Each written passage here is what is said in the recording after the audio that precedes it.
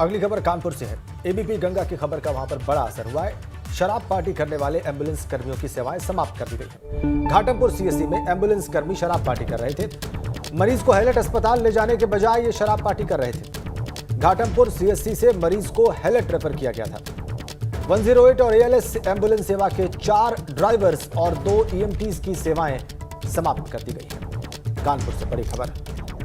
रतीश द्विवेदी हमारे सहयोगी phone line पर हैं। रतीश, ये कड़ा एक्शन हुआ है, घटनाक्रम के बारे में दर्शकों को जरूर बताइए। बिल्कुल, देखिए, कड़ा एक्शन किया गया है। एबीपी गंगा ने इस खबर को प्रमुखता से उठाया था और दिखाया था कि किस तरह से मरीजों की जान से खिलवाड़ किया गया।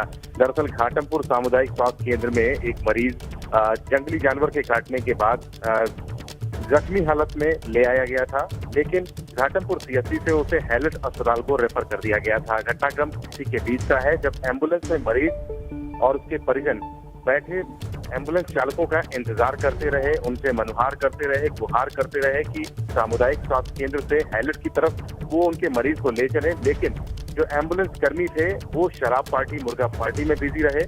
इसका एक वीडियो बनाया गया परिजनों के द्वारा और उसे वायरल किया गया। तत्काल मौके पर घाटमपुर सीएससी के अधीक्षक प्रभारी डॉक्टर कैलाश चंद्रा पहुंचे थे और उन्होंने भी इस बात की तस्दीक की थी हमसे कि जो घटनाक्रम है वो सत्य था और उसके बाद सीएमओ को लिखित प्रस्तुति की गई थी कार्रवाई की, जिसके बाद ये कार्रवाई की गई है। 108 एम्बुलेंस के दुर्घटना उन पर और जो ईएमटी है उन पर कार्रवाई की गई है।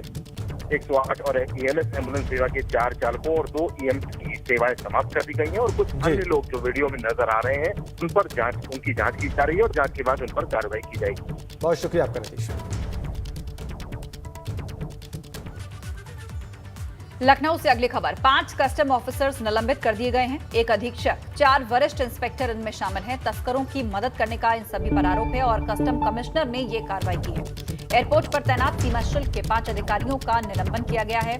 रियाद से आए 2 तस्करों को करोड़ों रुपए के सोने के साथ एयरपोर्ट से सुरक्षित बाहर निकालने के मामले में ये कार्रवाई की गई है। तो तस्करों की मदद करने का आरोप है। रियाद से ये बड़े पैमाने पर सोने के साथ आए थे और सही सलामत एयरपोर्ट से बाहर इनको निकालने का आरोप इन लोगों पर है। और एक और बड़ी अपडेट, सरकार ने गन्ने की नई सट्टा नीति घोषित कर दी है। अगले पेराई सत्र के लिए गन्ने की नई सट्टा नीति घोषित हुई है। प्रति हेक्टेयर गन्ने की आपूर्ति सीमा भी बढ़ाई गई है। प्रति सीमांत किसान अधिकतम 850 क्विंटल, लघु किसान के लिए 1700 क्विंटल और सामान्य किसान के लिए 4250 क्विंटल तय किया गया है। तो प्रति हेक्टेयर गन्ने की आपूर्ति सीमा सरकार ने बढ़ा दी है। नोएडा से अगली खबर। युवती को नशीला पदार्थ खिलाकर बलात्कार करने का आरोप। आरोपी ने अश्लील वीडियो भी बनाया। मामले में पहले दिल्ली की सरिता विहार में केस दर्ज कराया गया था और अब केस ट्रांसफर होकर नोएडा आ गया है। सेक्टर 55 इलाके का ये मामला है, जहां पर एक युवती को नशीला पदार्थ खिलाकर उसके साथ दुष्कर्म करने का आरोप है। इतना ही नहीं, आरोपी ने अश्लील वीडियो भी बनाया। मामले में पहले दिल्ली के सरिता विहार में एफआईआर दर्ज हुई थी, जो कि अब ट्रांसफर होकर दिल्ली आई है, माफ कीजिए, नोएडा आ गई है और सेक्टर 55 का ये मामला बताया जा रहा है, जहां पर एक युवती को पहले नशीला पदार्थ खिलाया गया, उसके बाद उसके साथ दुष्कर्म हुआ। आरोपी ने उसकी अश्लील वीडियो भी बनाई। इस तरह के संगीन आरोप इस शख्स पर लगे हैं। अगली खबर प्रयागराज से है। यूपी लोक सेवा आयोग से जुड़ी बड़ी खबर है। आयोग के पूर्व परीक्षा नियंत्रक और पीडब्ल्यूडी के विशेष सचिव प्रभुनाथ को झटका लगा है। हाईकोर्ट ने प्रभुनाथ की गिरफ्तारी पर रोक की याचिका को खारिज कर दिया है। सीबीआई ने 4 अगस्त को प्रभुनाथ के खिलाफ नामजद एफआईआर दर्ज की थी। एपीएस 2010 की भर्ती परीक्षा में गड़बड़ी कराने का आरोप है। पूर्व परीक्षा नियंत्रक